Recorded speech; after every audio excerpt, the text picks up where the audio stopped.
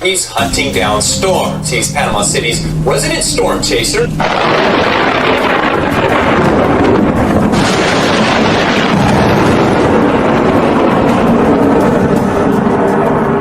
Joseph Mandeville takes some of the most stunning pictures you may ever see. Our local storm chaser, Joseph Mandeville. And if his name looks familiar, Mandeville is no stranger to TV news viewers. Our friend Joseph Mandeville. Friend of the program, Joseph Mandeville. Thanks to Joseph Mandeville once again. Joseph Mandeville.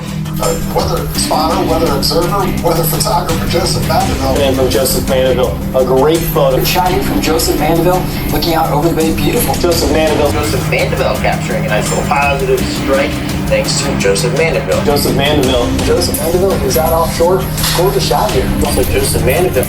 Beautiful shot over Penn Forest Lawn. Friend of the program, Joseph Mandeville, who takes some spectacular lightning images. Storm chaser and weather spotter, Joseph Mandeville. Joseph Mandeville of the Squall Line. Joseph Mandeville, who was out chasing the storms down in Mexico Beach. Hey, big shout out to Joseph Mandeville. These were something from Joseph Mandeville. This is a microburst. Yeah, another shot here by Joseph Mandeville. Look at this shot also from Joseph Mandeville, the storm. Joseph Mandeville capturing some good ones too.